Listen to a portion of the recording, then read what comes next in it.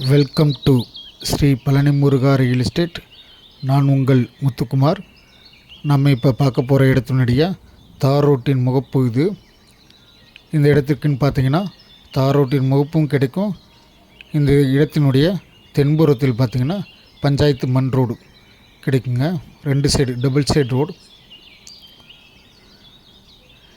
இந்த இடம் எங்கே அமைஞ்சிருக்குன்னு பார்த்தீங்கன்னா கரூர் மாவட்டம் தரகம்பட்டி அருகில் அமைஞ்சிருக்குங்க.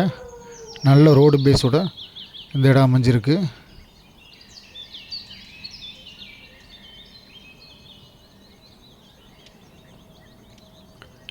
இந்த இடத்தினுடைய மொத்த பரப்பளவுன்னு பார்த்தீங்கன்னா 2 ஏக்கர் 8 சென்ட். இந்த இடத்திற்கு உரிமையாளர் கேட்கும் தொகைன்னு பார்த்தீங்கன்னா மொத்தமாக 55 லட்சம் கேட்டிருக்காங்க.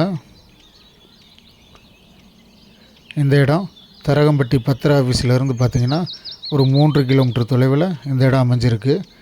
இந்த இடத்துல என்னென்ன ஃபெசிலிட்டி இருக்குதுன்னு பார்த்தீங்கன்னா ஒரு நல்ல கிணறு, ஒரு இலவச மின்சாரம், ஒரு போர் அமைஞ்சிருக்குங்க.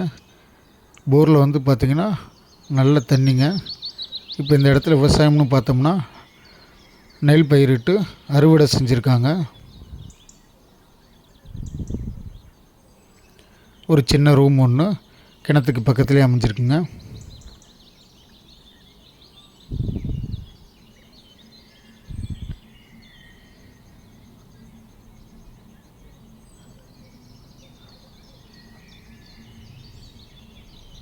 இந்த கிணத்துல பார்த்தீங்கன்னா தண்ணி உங்களுக்கு ஓரளவுக்கு நல்ல தண்ணியாக இருக்குங்க. நல்ல சுவையான தண்ணியாக இருக்குது.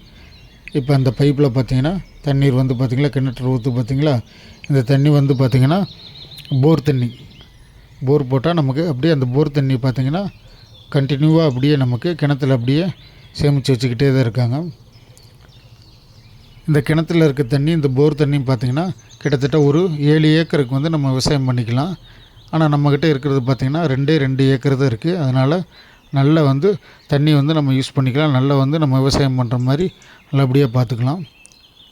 இப்போ பார்த்துட்ருக்கீங்களா அந்த புளி பார்த்திங்கன்னா உங்களுக்கு இடத்தோட கிழக்கு பக்கம் அமைஞ்சிருக்கு.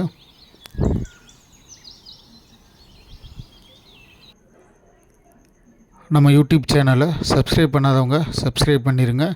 மறக்காமல் பெல் பட்டனை அழுத்திக்கங்க. நன்றி.